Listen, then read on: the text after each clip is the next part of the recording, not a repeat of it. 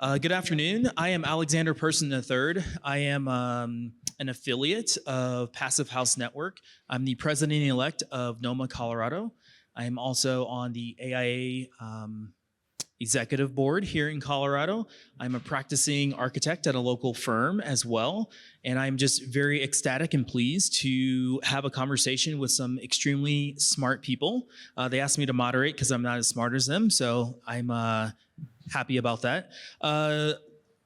We've got Christy, Jennifer, Yuan, and James, who all represent different aspects of community building, community design as it relates to sustainability. And I would like each of them to introduce yourselves. Don't give us your whole CV, but tell us some interesting nuggets about who you are, how you got to your position as it relates to sustainability and passive house strategies.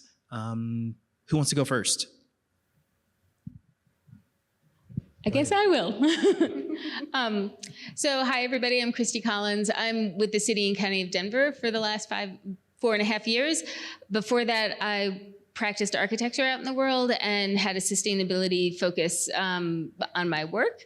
So that's kind of how I got to where I am now, working kind of across the different parts, the different aspects related to sustainability, so natural resource balance and ecosystem health and services, biodiversity, and carbon impact and community resilience. So interested in all of it and excited to have this conversation. But yeah, I come from a commercial architecture background and now am in that sort of community building space and combining it with the other perspectives that enter into the equation. My name is Jennifer Ramsey. I am also an architect, practiced for 15 years before I recently joined the City and County of Denver. My role is the Adaptive Reuse Project Administrator, so that means I am here to promote and encourage adaptive reuse of our existing structures in Denver. And so understanding and having conversations with the developing community, design community, all these great thinkers to understand how that can be applied to further adaptive reuse here.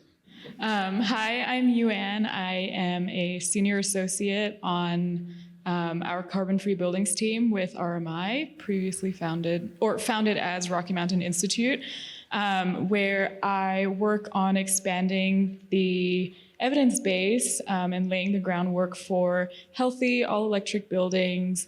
But I'm also coming to this from, I guess, somewhat of a career pivot. So I used to work in the human rights space, particularly around the challenges of forced migration, as well as post-conflict reconciliation. And I think working on a lot of those types of issues really made it clear that, a common thread amongst all of the issues that we're working on was really just the climate crisis, which led me to refining and clarifying, how I wanted to be applying myself, and carbon-free buildings is kind of where I landed. Cool. This thing is on. My name is James Roy. I am a urban planner, social entrepreneur, community-minded professional that is also the executive director of Denver Metro Community Impact. For the last 13 years, I've worked on racial equity and marginalized communities throughout Denver, in affordable housing real estate development, but also most notably recently in community engagement. And so right now, the lens that I'm bringing to the conversation is really around within marginalized communities, how do we work towards sustainability? And I think that's what I'm going to start contributing to the conversation today. So thank you. Thanks, Alexander. Yeah, thank you. I'm always curious, at what point in your individual careers did sustainability become a calling in each of your careers? Like for myself, I can think of a particular architecture project where I started to dive really, really deep into the sustainability metrics and, how it affected not only just my building, but, surrounding buildings and communities. Tell us a little bit about, your experience, like, what was that moment or experience or job that brought you here today? So for me, it wasn't one moment. So I wish that I could say that it was, but it's that you start to scratch the surface, and the more you learn, you can't unknow what you know. And it took me down the rabbit hole of understanding the impacts of development and understanding the impacts of a project, and that's kind of the nested scales of impact that a project can have in a community, and how we so frequently think about our projects in isolation within the property line, but then starting to understand actually how they all fit together and affect an entire region. And then that growing awareness, and then coupling that together, looking at preservation of land versus development of land, and that happy space in between where we have conservation that prevents us from depleting our resources to exhaustion, and recognizing how impactful our development truly is and how out of balance some things are. And then that growing knowledge over time that drove me to learn more, and kind of shifted my career trajectory and where I wanted to fit in that overall equation with how we're headed for the future. So yeah, it's been years and gradual and learning. I grew up in the Rust Belt, so it's pretty easy to see there what was a really fully functioning society, what happens when there is economic and environmental degradation. And I think just having that perspective, bringing it to a new place and understanding the value of reusing some of these existing assets, what planning and investments in a place can do to make the entire community more sustainable. So I think sustainability for me kind of started the day I was born. If you look at my family, you will see that, my mom reuses Ziploc bags like nobody's business. The number of times I've, opened the fridge looking for milk and pouring something out of the carton and realize it's chili sauce, So I think that concept of sustainability that is very rooted in reduce, reuse, recycle is something that I think has felt very normal and natural to me growing up. But then I think career-wise also, as I had mentioned, I started out in the human rights space, looking at forced migration.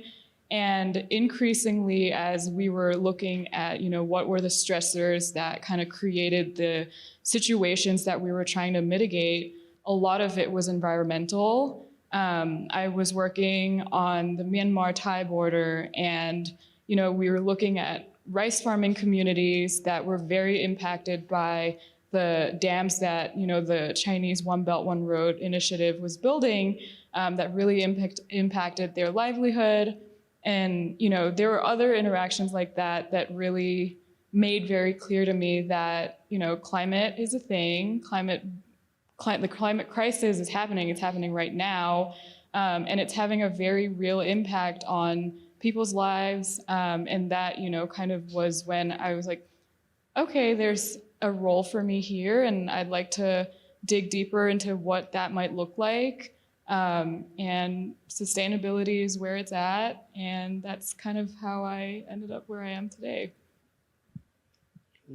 Yeah, I resonate with that. I think sustainability, something that, especially when in regard to environmental sustainability, there's plenty of different ways to look at it and how you've come up in life. And I love the stories about reusing Ziplocs, because same thing happened in my household. I think what it looks like to at levels that are as easy as addressing Ziploc bags is one area, but then as it goes into housing, how do we also reach into communities that might not be able to afford the investment within or going into some of the more sustainable practices that this world needs? And so I think that aspect of things is really, I don't know, what I'd like to continue to talk about and explore and make sure that the accessibility is there for being able to make the choice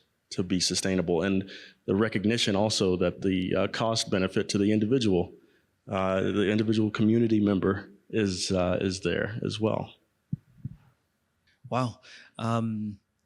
We have a lot of experience up here working across Colorado. It sounds like, across the country and even the world. Do you believe that communities are created equally? And I guess I'm just curious because we all belong to a community, whether it's our local neighborhood, our city, our faith, our religion, our family, we all identify with various types of communities. And I guess specifically related to the built environment communities, do you believe that they're created equally? I would say just by definition, they can't be. So they're a product of the place and the time and the resources and the culture and the history as they grow up. And so there's just a complex mix of factors that economic and social and environmental factors that will inform the evolution of a community and what it becomes. So we can have an eye towards equity across our communities, and we should, but they don't start with the same possibilities. I mean, I think we can even just go all the way down to the fundamental question now with climate change and with biodiversity loss. Are we putting our communities in the right place? Are the resources even there to create a community? Is it supportable? Will it adapt over time, or are we setting people up for failure? Is it the right place to be investing? So there are so many questions that come into creating a community before we even start building. And then where do the resources come from? If we have to construct something, what access do we have? And that's going to define how tall our buildings can be, or, what the impact is. And what type of industry, there are so many factors that we don't control that are geographically based that define the beginning trajectory, and then they're who's there, and then who's drawn there, and what are the resources that are available for the development that happens there, and how does that then inform who comes and how it evolves. So yeah, we can't ever, in my mind, assume equality in different places. We have to start with a process that looks at the place itself, and then looks for the opportunities of how that place can be optimized so that there's equity for the people who live there. Just to build on that, I think to me, equal and equitable obviously are different things, and the goal from a policy perspective is to try to encourage equitable, sustainable development, something that's more stable potentially than some other policies would encourage. And so in that regard, trying to look at any community intervention holistically is really important, making sure you get input from as many voices as possible, especially the ones that are hard to reach. Yeah, the answer to the question is no. Communities aren't built equally, and I don't know many people that would answer that as a yes. But the thing that as we look towards the inequity and inequality between communities is who's taking responsibility for it. We've got a lot of things that have been constructed to be inequitable and unequal. So how can we, I think about myself as an urban planner and what the industry of urban planning has meant to dividing and changing the dynamics of communities to benefit one over the other, or one group over the other. But as an urban planner, I have to take responsibility for the sins of the past of this industry, even if it's not my own doing. As someone that has taken up the profession of urban planning in the community, I have to accept everything that happened all the way even back in the early 1900s, for example. And I think that's as we even approaching this in sustainability and whether or not communities are equal or unequal,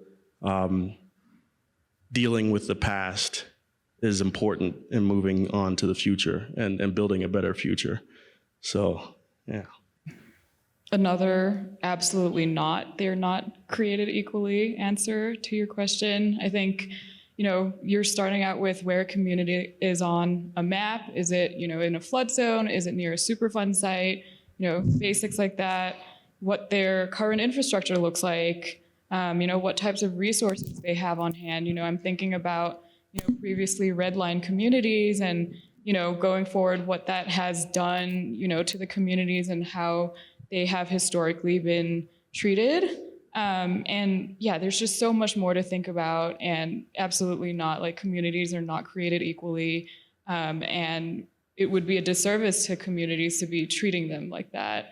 But so that's why we have great people like James doing the work he does.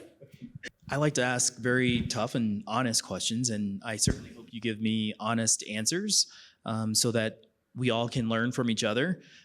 How do you feel that the principles of Passive House can create more sustainable communities, or does anyone think that, they are misaligned with one another? Yeah, I think it definitely is on that right path. The thing that I would add to it is accessibility again. Like, is this, how can we continue to increase accessibility to sustainable practices within development, and that will eventually benefit the end user of community? And when I think about it, it's marginalized communities are going to probably get it last. How can we adjust that to ensure that, from an equity standpoint, and going back to that neighborhood equality piece there, that people have the chance to benefit personally from all of the things that Passive House principles can contribute to people's lives and the community at large. Yeah, I think in the previous panel, that was here, the gentleman had he called it the Christmas tree of Passive House. And it was 14 benefits that comes with Passive House, whether it's lower indoor air pollution, better thermal comfort, less odors. There are 14 things. I don't remember exactly every single one. But my point being is that Passive House has so much potential, and there's so much good that Passive House can deliver. And, to your point about marginalized communities, I think it's a matter of, bringing up the baseline. How do we make Passive House the bare minimum, for our communities, so that we can start beginning to think about, what does a sustainable community look like? What does a resilient community look like? I think Passive House is a great starting point for all of those reasons. And I could go on about all of the benefits that Passive House has, but We have I think time. I'd be preaching to the choir here. I don't think that we need to convince anybody about the benefits of Passive House, but yes, absolutely. I'm going to complicate it a little bit, maybe, but I think it's really important to understand that Passive House and any other item for discussion really functions within an ecosystem, so that addressing the environmental, social, and environmental sustainability aspects of community building are trump any other discussion, I think, on the particular air sealing detail of an envelope. Because you can have the best detailed, best specified structure, but it's the wrong structure for that place or community or time. And so it's demoed in 20 years or 50 years, and there's no opportunity to retain that asset from an adaptive reuse perspective, but also from a community perspective. If you're building, in my case, wonderful communities on the East Coast that economically are devastated, and so we have to build new communities and greenfield cities like Denver that's expanding tremendously. That's the opposite of what I think Passive House stands for. Not to say that there is an opportunity for improvement everywhere, but I think you have to look at it and focus always on the ecosystem as a whole. Yeah, and maybe in line with that, I would put Passive House in the bigger context of what we're having to deal with, because there's the direct impact to the people who are in the building that is designed that way, and then there is the direct impact that building low energy buildings has on lowering our greenhouse gas emissions and helping us to slow climate change and helping us to slow biodiversity loss. And the bigger impact, and when we think about like our communities in the US and the impact that we have through our energy use on communities elsewhere in the world, it's extremely unfair what we're doing. And so just taking that outlook on the building of how are we contributing as members of the global society with what we're doing, as well as to what we're doing within that one property and in one city. So I look at Passive House as an opportunity for us to consider that the best energy is the energy not used, because as fast as we're building renewably sourced energy, we are also increasing our demand, and we're still relying on fossil fuels much more than we can afford to if we want to have a livable and viable future on this earth. So it helps to give us a foundation so that as we talk about, we've got like the three-pronged approach to climate change and biodiversity loss. Like we look at technology, and we look at geoengineering, and we look at nature-based solutions. And right now, nature-based solutions are the most underutilized one. Cost-effective nature-based solutions could get us 30% or 33% of the way to our Paris Agreement goals, right? But they become less effective over time because of our greenhouse gas emissions. And they become less predictable and less reliable. So the faster we can do those and the more we can decrease our greenhouse gas emissions, the greater our capacity to actually solve our problems. So none of the three prongs can solve our problems on their own, but I'm not saying that we shouldn't be pursuing technology and considering geoengineering really carefully, because it's really scary. But setting up success for all of us globally, like we've got to cut our energy use and not just have better sourced energy in order to have a future. So yeah, I think it's a big contributor for the direct impact on the people in the buildings, and we could talk about that all day long, but also for the contribution that we're making through our buildings to our global concerns. All right. Going a little bit off script. James, you were mentioning accessible, accessibility. And can you just dive a little bit more into that? Like, what exactly do you mean? Elaborate. I'm assuming that I know what you mean, but enlighten me. Yeah, I think it's, the chance for, and I'll be real explicit, communities of color to have funding opportunities to benefit from the personal gain that sustainability provides. We think about, I think about community members that are working multiple jobs, trying to put food on the table, raise kids. Every penny counts for being able to make a difference economically in their lives. And these, I think a lot of the, when we're talking about sustainability and moving forward with a lot of stuff that needs investment to get there, such as the really great things that we're talking about today. What does it look like to really open that up from a funding perspective and providing equitable chances for folks to benefit from that access?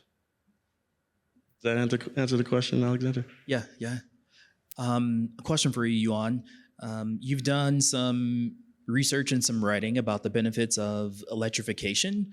Can you tell us what you've learned through that research and that investigation?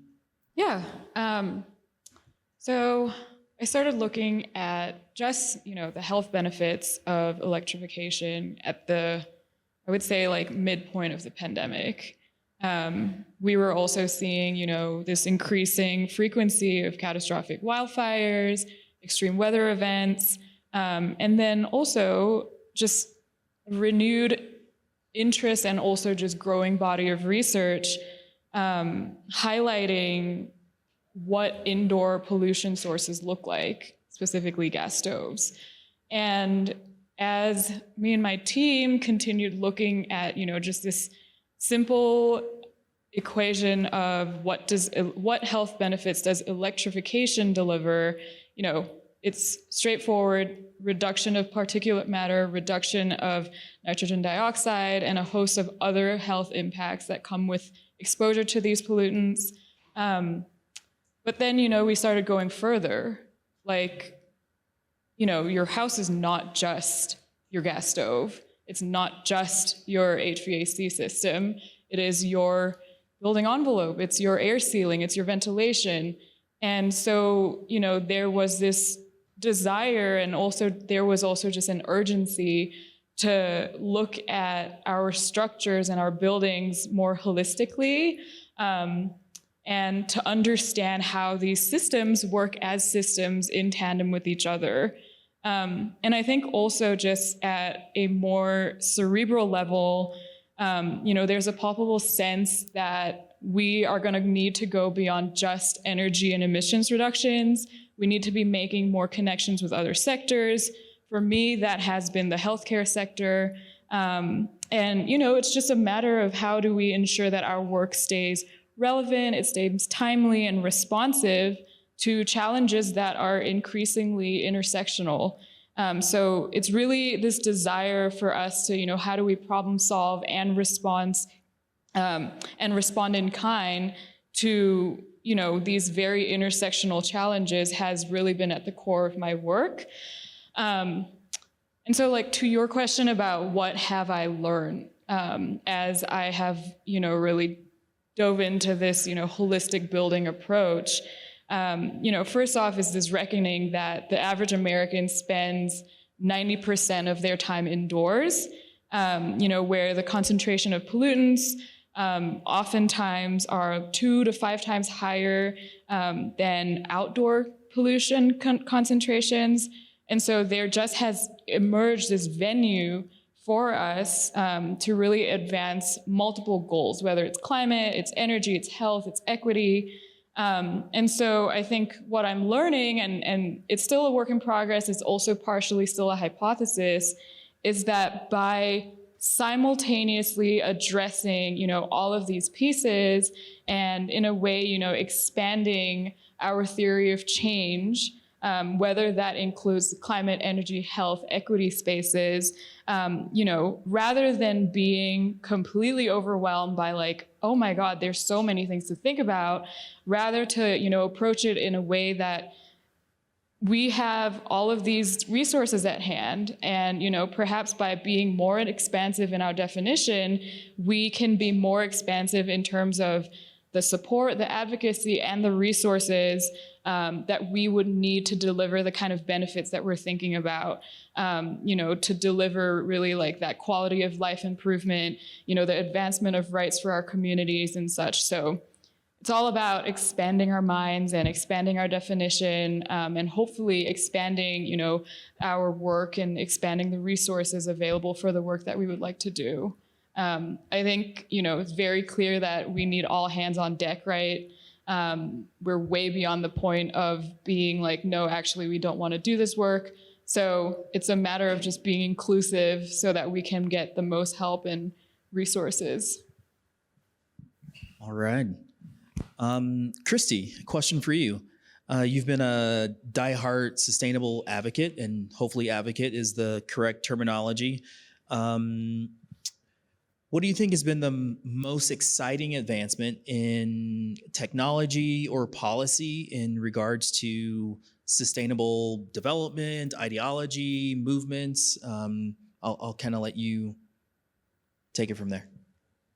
So there's a lot. And so before I answer that, I just want to address sustainability as a term, because I think it is a term that has a different meaning for everybody. So when I answer this question, I'm looking at sustainability as how we're securing a livable and viable future for communities around the globe. It's looking at how we're supporting human life, how we're supporting our ecosystems, which also support human life and support non-human life, whether we're doing it because we care about non-human life or because we care about human life. It's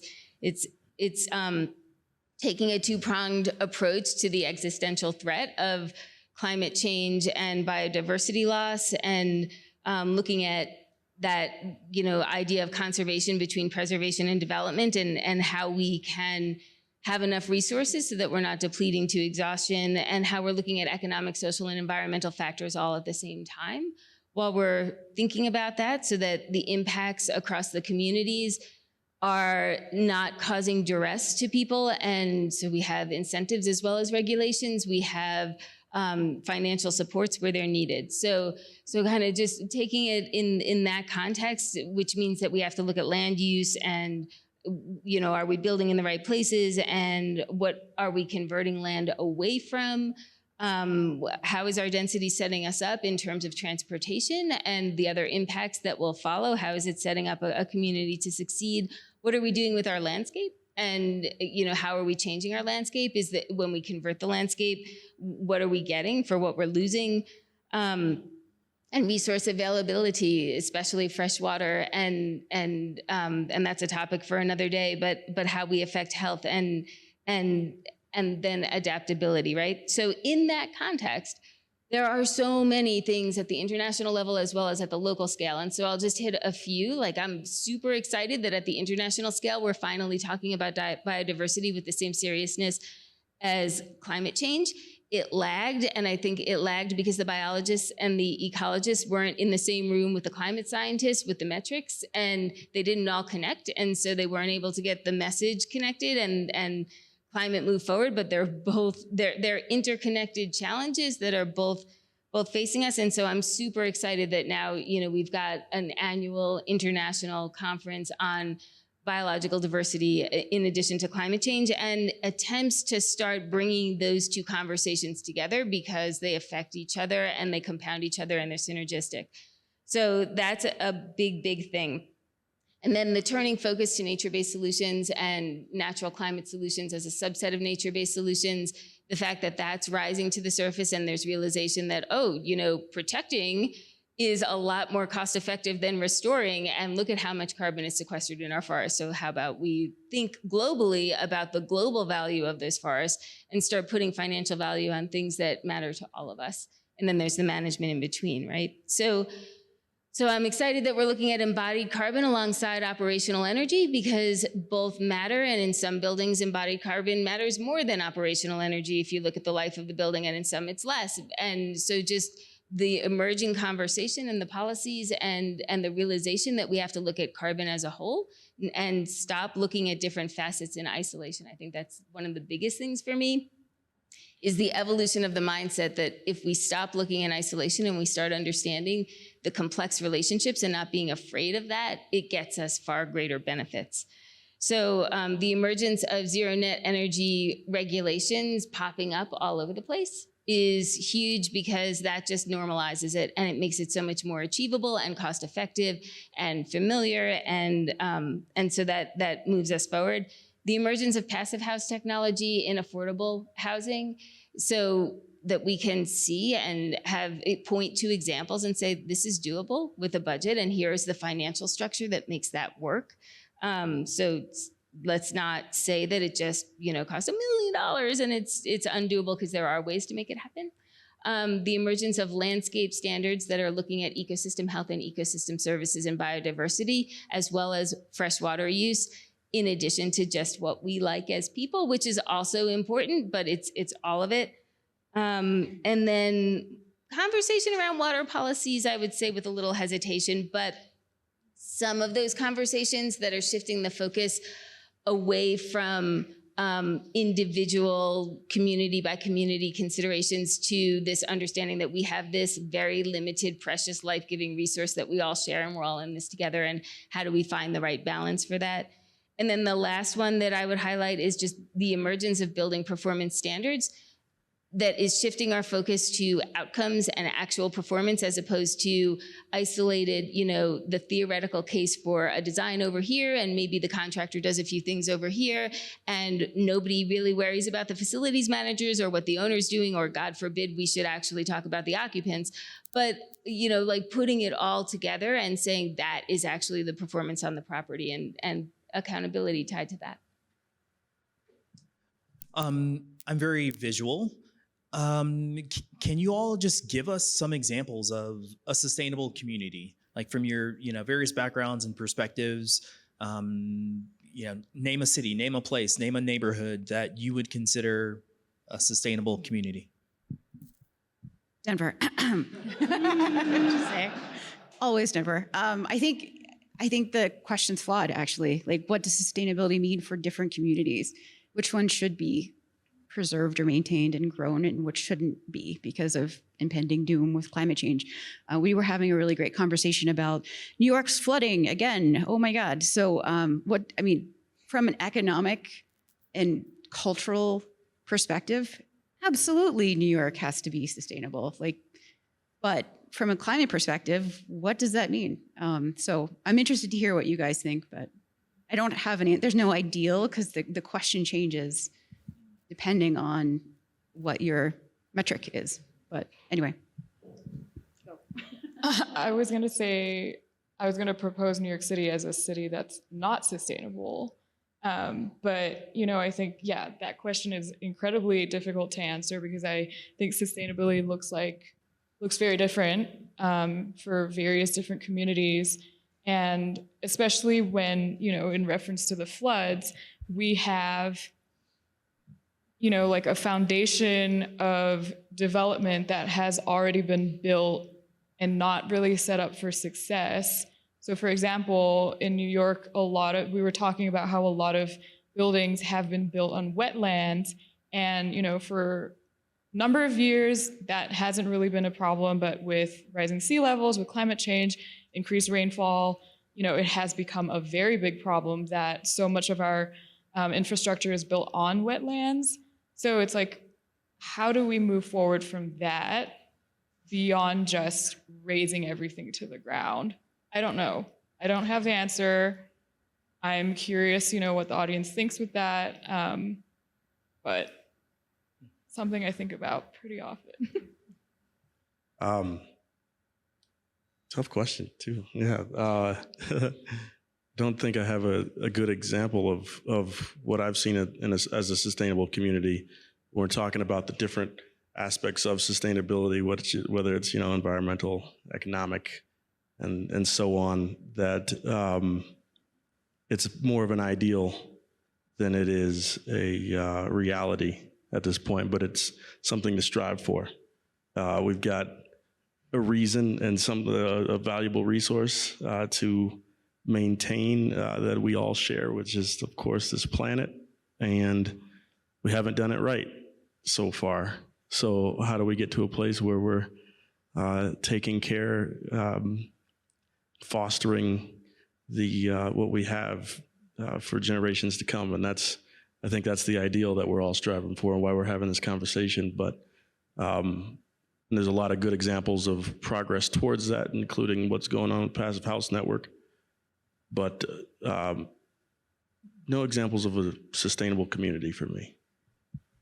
Yeah, and I think I would come at it with the same perspective that there's not a community that I would deem sustainable, but that's going to be a moving target. And I think communities that are planning for adaptation and that are paying attention to the changes that are happening are going to be the most sustainable.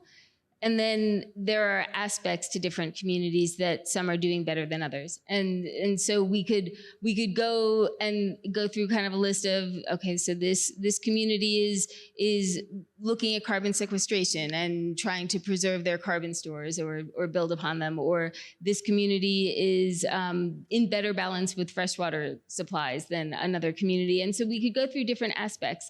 But I don't think that we have one exemplary community to point to. And even if we did today have one community that we wanted to point to in 10 years, they might not be sustainable anymore because conditions are shifting in kind of unpredictable ways. So it's how are we setting ourselves up to respond as things happen? That's going to be just as important as the practices that we have within a community that tries to help with the stabilization of that change and what's happening, so that we can have a little bit more time to react and to make the changes that we need to, that we can't necessarily predict all of right now. We can predict some, and so now we're kind of back on our heels with reactionary behavior.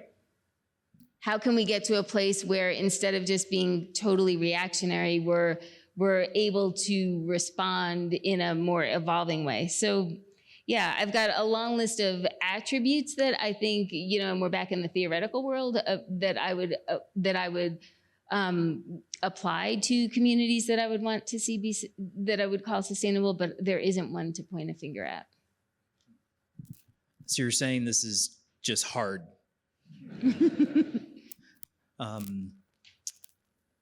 James, we were talking last week, and you were sharing with me a very, or I thought it was a very insightful lesson about communication within some of the communities that you work with recently.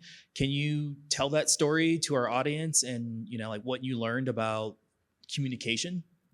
Yeah, and just to preface, my work has focused on marginalized communities of color in Denver. So I think there's a limited scope there, but I think the principles of what I'm talking about apply to low-income marginalized communities, whether they're urban, suburban, or rural, that when it comes to speaking with the community about sustainability, we don't need to dumb it down. I think it's about really talking about what the benefits are within people's lives when and why things are important. I think so many times I've worked with, a lot of different folks within the industry that are checking the box on community engagement, and sometimes already going out with that engagement, of course, with the idea of what they think should happen. And so they're talking with the community just to say that they did because it's the right thing to do. But within that conversation, there's a lot of placation that goes even further and starts to undermine the knowledge and expertise of community. So I think, as we start to think about how different sustainable practices can be applied to marginalized communities, I think it's about building relationships that are real and that are based on trust, and but also really thinking clearly about what it is that each community member and individual can gain from sustainable practices or environmentally sustainable practices. And that's something that, I don't know, there has been, I've kind of been in the middle of that as a person that has been trusted by my community that I engage with a lot to be a figurehead within community engagement processes that are not genuinely based on respecting the folks that they're in the community or that from the neighborhoods that they're trying to change. And while the viewpoint from the urban planning department or architecture firm or whoever it might be that is trying to check that box, that based off of their expertise, their education, and everything that they've built their careers on, what they think they're doing is good, and it is. We want to build a more sustainable world, but we don't have to trick the community into it. We can talk to them about it, and we can have a real conversation, and we can respect the values, the lived experience, and the expertise that they walk around with in their neighborhood every day. I think one of the threads between some of the panelists, is, because there's no one magic bullet, right? One solution, that when you're able to listen well, respect the community, you can find those nuanced solutions that then become the most resilient solution for the community, the neighborhood, the corridor that you're working in. That's something that I learned over the course of the last week. Question for you, Jennifer. Your department has 2 different pilot programs that you've recently or are going to be releasing. They're in 2 different geographical locations here in Denver. Can you tell the audience, what they are, how those 2 programs are going to, cultivate a more sustainable community? So adaptive reuse in Denver as a congealed concept, I guess, is fairly new. So we recently launched a pilot program for downtown Denver specifically. post-COVID and even before COVID, we were seeing increased office vacancy there, and along with many other cities in the U.S. are seeing a lag in the return to office. Maybe workforce trends are changing, and so what do we do with these giant empty office towers? And so this particular pilot program is really focused on conversion from commercial office to residential, but we are also looking at conversion to other uses. And the entire intent is to transform the area from a traditional 1970s, 1980s central business district where you go to work, go home, and then it's dead, into a more vibrant central neighborhood district. And so that's the first interest in getting more residential downtown, revitalizing some of the commercial areas that 16th Street that have defined Denver as an interesting place to visit, both regionally and nationally. So I think that particular pilot program is focused at a transformational level on the neighborhood itself. The second pilot program that we're launching soon is on East Colfax, which is an area that was recently rezoned that's undergoing pretty extensive change right now, and will have a rapid bus transit line soon. And so we anticipate that there will be a lot of turnover and interest in densification, a lot more developer interest than it has historically had. With that, though, this particular adaptive reuse program is trying to understand from maybe a small developer, business owner, someone who has really made the culture that is East Colfax now that we'd like to encourage and preserve. What is their experience in trying to reuse some of these existing low-rise buildings, coming up against the permitting system of Denver, which is sophisticated and complex and difficult to understand for somebody who's never really done building before, let alone in Denver. So I think that they have very different audiences. Obviously, dealing with the ownership groups of downtown office towers, they're internationally sophisticated. They can hire the best architecture firms, engineering firms, et cetera, to study the best outcome. So looking at how the city can encourage adaptive reuse and transformation of that neighborhood, in addition to like the smallest, most minute, and maybe more intimidating factor that we're looking at on East Colfax. The whole intent is to understand from a city, how can we make this process easier, more transparent, maybe faster in certain situations. And the intent is to preserve community where we can, in the sense that a lot of preservation is right now really geared toward beautiful buildings and how can we save them, which is amazing. But sometimes those buildings contain uses or businesses that actually define the community. They're not beautiful, they're not the best performing, but they're vital for the area. Especially in East Colfax, that's really the case there. So trying to understand global repositioning of office space and what that means to the city, and then also like cultural repositioning of a transit corridor and what that can mean for the city. Here's a hypothetical question for you. Let's pretend that Governor Polis is right outside in the lobby, and he just created a task force for the state of Colorado to create sustainable communities. And he's enamored with your thoughts and presentations, and he's selected you four to be, to lead this committee. Like, how would you work together to implement, I guess I don't want to tell you, what to implement, but like, how would you work together to create a sustainable community framework, given this like newfound power? So you've got access to, politicians and mayors, you've got some support of the state, like if we remove some of those barriers, what would you do to create a more sustainable community? I'm going to start. I would make the task force bigger. I would have social impact investment funds up here. I would have developers up here, small business owners. I would want to know, how do we actually make this happen versus a theoretical idea that lives on a website that no one looks at. There's actually like sustainable community development stuff on the website from the state of Colorado that's really great. It's a fantastic, conceptual and holistic understanding of what sustainable community building should be in Colorado. Nobody knows it exists. No one looks at it.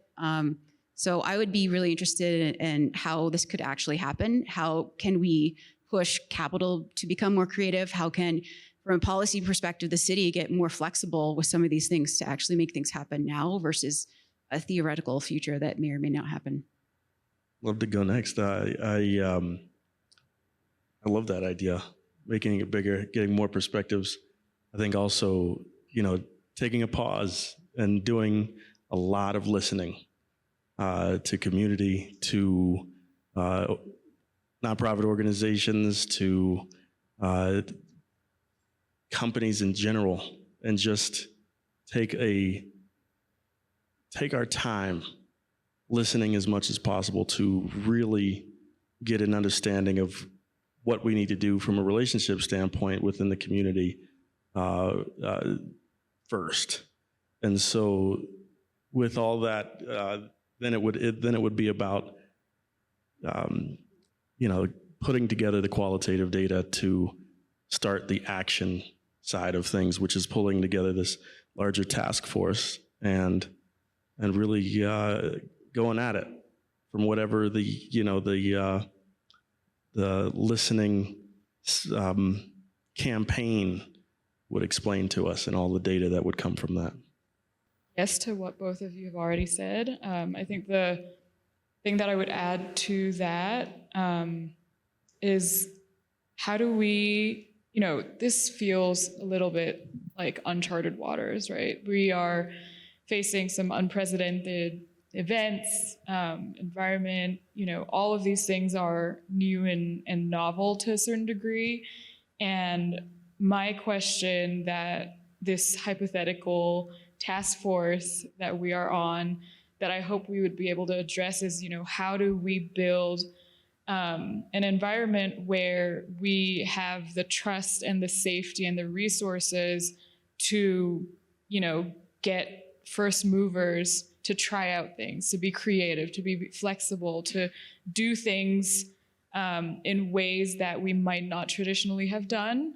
But now we need to be really thinking about because of all of the unique challenges that we're now facing.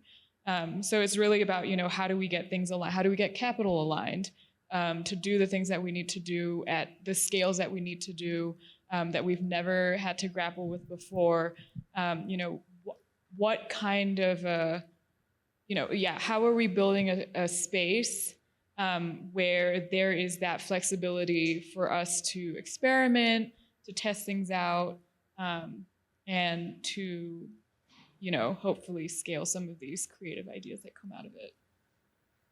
And I might build on that to just say that I would want us to be able to create a framework that would allow us to reach agreement before we even started to try to solve anything. Like, what are we actually trying to achieve, so that we could have some fundamental North Star that's guiding us to do through the different conversations, so that hopefully there's a little bit less fighting and a little bit more return to constructive thought processes, because we have agreed upon foundational goals, and then trying to understand the different categories that serve those goals, and then in support of the idea of unlocking the capital and getting the resources. I think, we have a system that isn't really functioning. Like, we see it all the time, that it's not functioning optimally to get the resources exactly where they need to be all the time. So how could we improve upon the partnerships so that we could take better advantage of the resources that are available,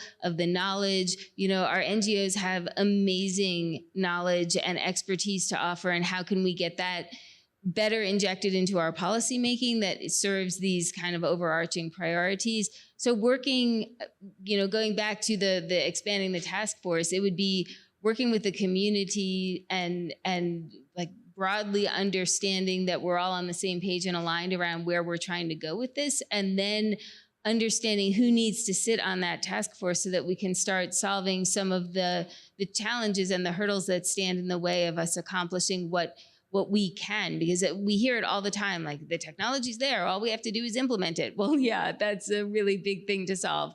And taking that on as a reality, and not just saying, yeah, that's something that somebody else is going to worry about, but like saying, yeah, let's be the ones who make the partnerships work. And so using the knowledge to do that. I have one last question before we open it up to the audience. In our planning world, some of feedback that I've gotten over the course of my career is, it's just so slow and it takes us so long to respond to, the sense of urgency that we have. How would you navigate that scenario where, James, you're just like, oh, let's take our time to listen. Well, is it going to take 2 years to listen to a community? Like, how do you balance some of those real world challenges of, community outreach and getting all the right people at the table? And it's up against, changing, demographics, and, the community is not the same, in the last 5 years as it will be in the next 5 years. How could we begin to, create a structure that would, be maintained over the course of these iterations of our own, communities and cities? Yeah, I'd say to respond to that from a, from a timeline perspective, if there was someone that was saying we don't have time to listen, then we're really ignoring the thing that would build sustainability into a sustainable plan, for lack of a better term. And that we have to take the time to understand the problem to be able to address it correctly. So really, it would be about how to retell that, to explain the importance of the slow start approach. And while it might seem slow, the conversations and the trust that needs to be built is really tough and takes a lot of time and a frenzy of work that might not show up in a in the ways that one might want to see, but it builds a more effective and more sustainable plan. Yeah, and I think that this question of like how fast do we go, and it's this trade-off of maybe we take a little bit longer in the startup, but that I believe that would give us the ability to hopefully be more proactive and be more comprehensive and expansive in our response, versus on the flip side, if we were really quick, we didn't listen, we didn't go through like all of the steps that we should be doing, you end up with something that's piecemeal, that's slipshod, that ends up having a whole bunch of holes and problems that you then have to spend a whole bunch of other resources and time to address. So then it ultimately ends up working out to be the same almost. So I don't think that taking a little bit more time to understand, to really plan, to do things really meaningfully and thoughtfully is necessarily a bad thing. I believe that it actually could open up many more doors and a lot more opportunities that can enable us to go much further.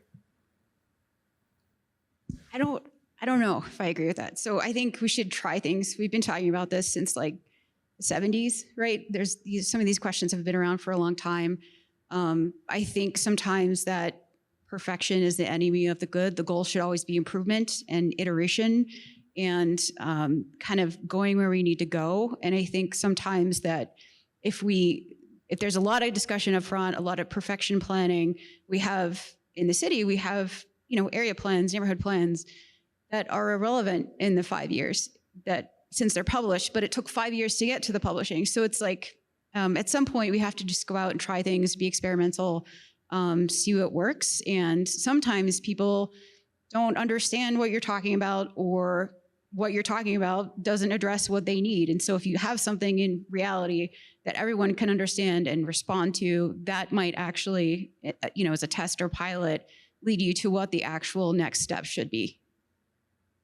And I would tend to agree with that if we can set a foundation, like we were to say, well, rather than just being reactionary, we want to prevent risk, right? Like we want to mitigate risk.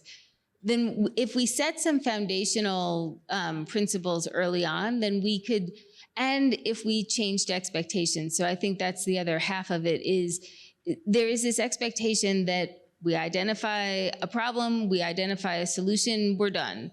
And this is not ever going to be done because we're living in a changing situation. So if we can start doing things and have that tolerance like built across everybody, then we can have this understanding that it's iterative and that we are making a step forward that provides progress in a critical area that maybe isn't doing everything that it needs to, and we're going to come back to that area again, and we are going to keep evolving.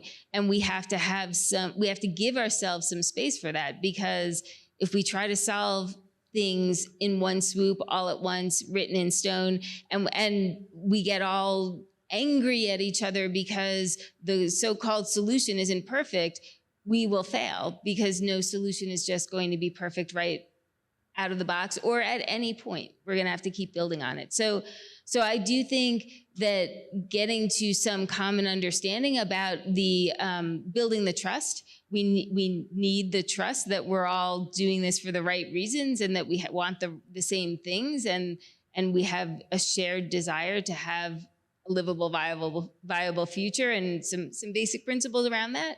Then we can start working on doing things at the same time that we're building more developed plans, and let the two inform each other. All right. Thank you very much to our panelists.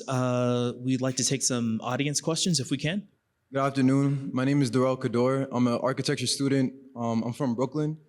So you all were talking about New York City at one point, and like some of the issues that you all were discussing resonated with me, because there's Gateway Mall. Gateway Mall was built over a swamp, and they're continuing to build up more like apartment complexes in that area, and it never really made sense to me, because why are we building inside of a floodplain? And it seems like the city just continues to like expand in that, like in areas where we shouldn't necessarily be expanding, because it's kind of like dangerous long term. So I don't know what the solution would be, but I kind of wanted to open discussion to that, because like you had mentioned nature-based solutions. So I was thinking to myself, what if, so there's an already existing ecosystem around the border of the city. What if we were to expand the wetlands to like absorb more floodwater? I don't know if that's possible, but I kind of want to know like if strategies like that are being used. Also, if we found more ways to irrigate the water and also repurpose the water, like because flooding is something that is a great threat to our city. What if we found more ways to like repurpose the water and use it for like hydropower, things of that nature? So yeah, any thoughts? I'll start, and completely agree with you. And when I talk about having some sort of land use plan, like New York City would benefit from exactly what you're saying. Like, let's understand where there's the ability to restore wetlands and use them for how they could function to protect the city, instead of just draining them and forcing development onto them that really nature is not encouraging us to maintain long term. So if we could take that more holistic approach and understand what we have to work with in a community, then totally agree with you that we could then build things that might have the ability to persist into the future, because there would be that natural protection. Like, we've taken away the natural protection from our cities by building on the wetlands. It's the absolute inverse of what we should be doing, and we're only now experiencing the impacts of that. But we've done it all over the country. I mean, we saw it happen in Vermont, where a city that feels like they're progressively minded got flooded because they're all built on the wetlands of a river. So yeah, if we could take a step back and reevaluate the natural environment that we're inhabiting, instead of having the approach that we've had in the past of, nature's here for us to dominate. Like, since industrialization, we have been dominating nature, thinking that that was the right approach, and it's really harming us now. And we're starting to understand that actually those ecosystems are what support our ability to have communities at all. So agreed, New York's future is really curious to me, and really interesting, and really worrisome because of what's happening with water in particular. Hi, thank you. A terrific presentation. I really appreciate the work that you all are doing on this topic. I agree. I happen to be a New Yorker also, by coincidence. Hey, how you doing? And I agree that, you know, sustainable development and planning, it's from the 70s. And I was definitely taken by the fact that this question of what's an example of a sustainable development, and no one has one. And it's a half a century of thinking about this. And UN has a sustainable development. They probably could point to something globally.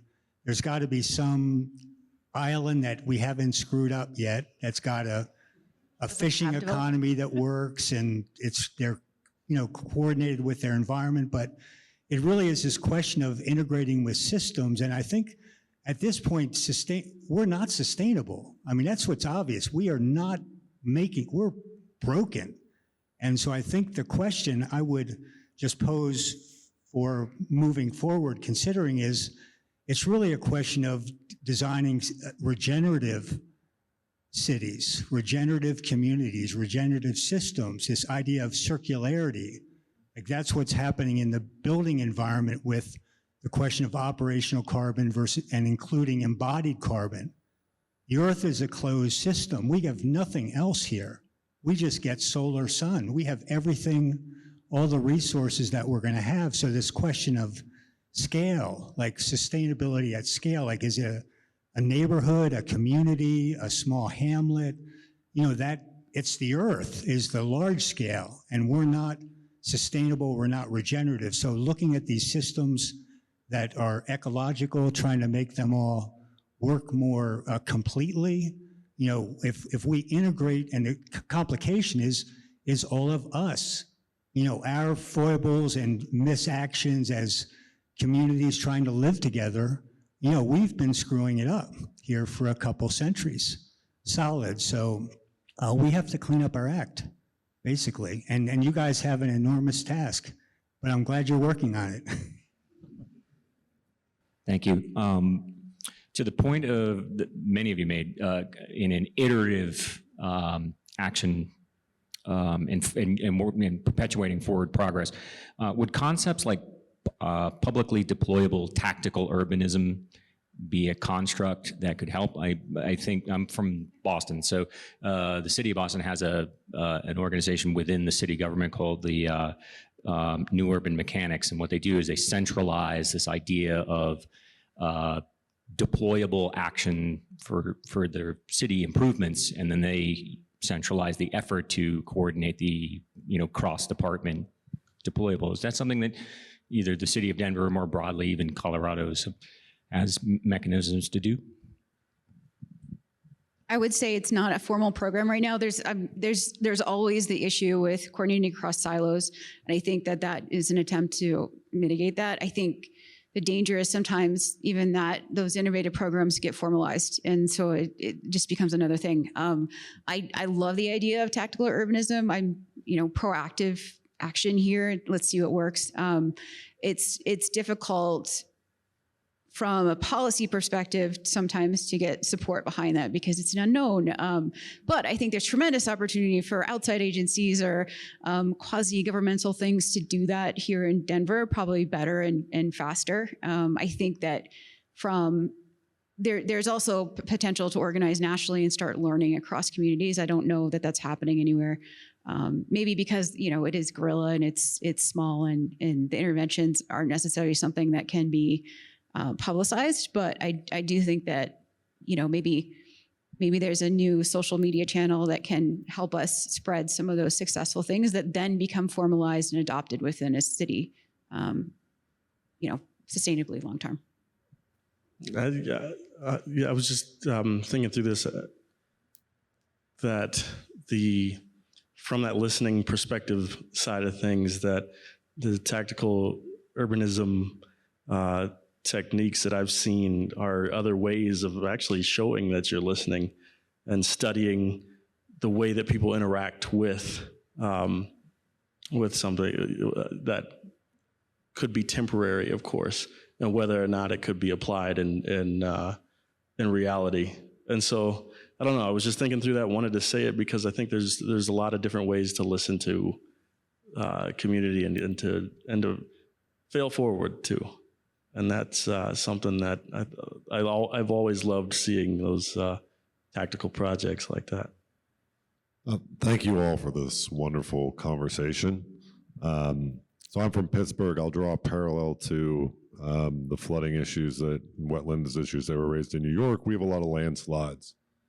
And this has caused homeowners to be displaced. And when we look at the root cause of it, it's because the reality is we should have never built homes there in the first place or any structures there in the first place. And so our policy moving forward is just, providing comfort to those folks when it's impacted, but also, preventing development in those unsustainable areas in the future. And I would encourage all communities to think about that because there's a lot of historical and economic impact that can come into the character of a neighborhood. I'm wondering sometimes if we think about sustainability, and I love this conversation about the idea of just really truly listening to people and the different ways that we can listen to people. When I think about sustainability, I think for a community, they're the only ones that can really define what that means to them. And so I take parallels from like the natural world and I start thinking about like microclimates. And perhaps we're thinking too bigly.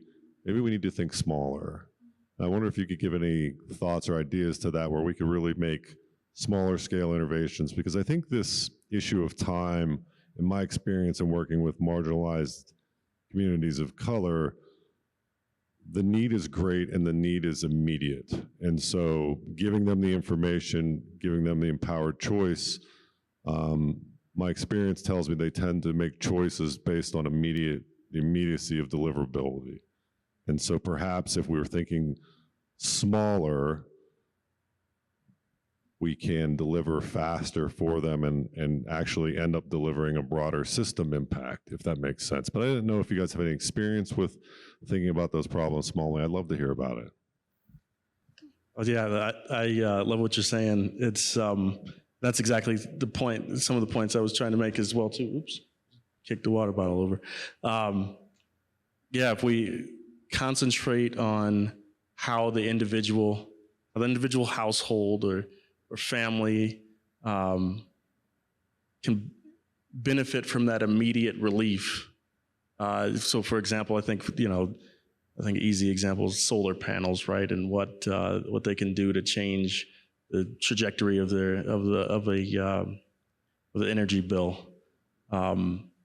That if there is a program that allows that accessibility and investment, and I know there are some that have existed here in Denver, but that really tell it like it is and immediately impact a family, that I think you're right. It's those little choices that'll eventually mount up to to big impact on the environment. So yeah. So earlier this year, I supported a pilot that we wrapped up to do with indoor air quality monitoring following a induction stove swap out for gas in New York City public housing apartments. And your comment about, like how do we start small and maybe like that might be something that can help us unlock larger action. I think this project particularly is the first thing that came to mind because we started out with 10 control apartments, 10 intervention apartments. So that's 20 apartments max, right? That's a very small number.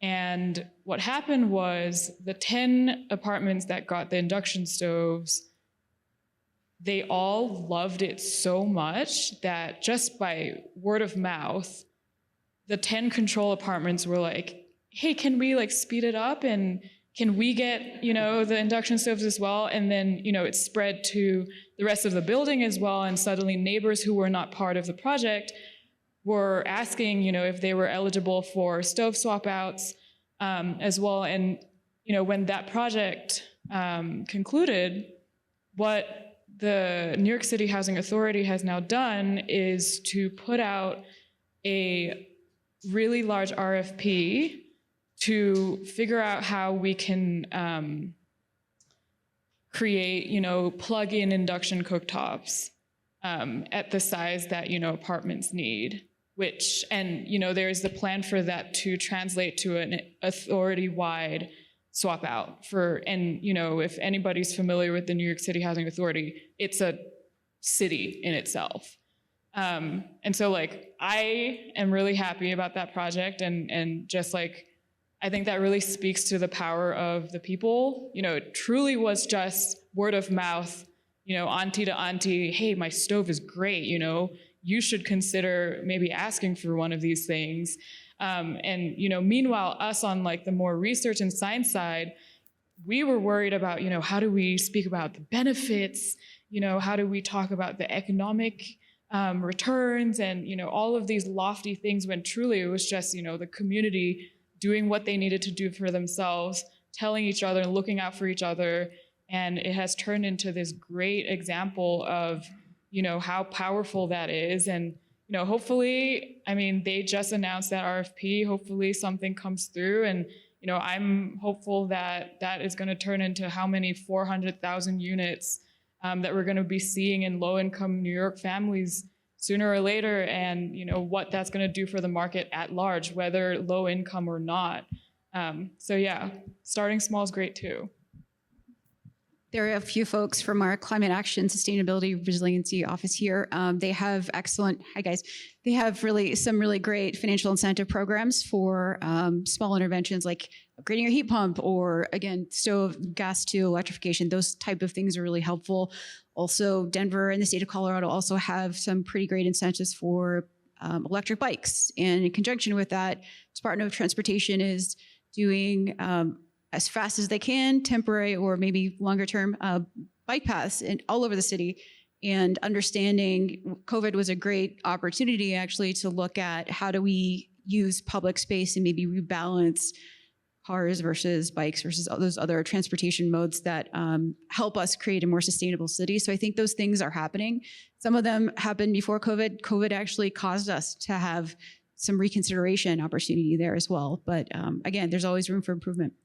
Unfortunately, we are out of time. Thank you very much. Let's give our panelists a round of applause.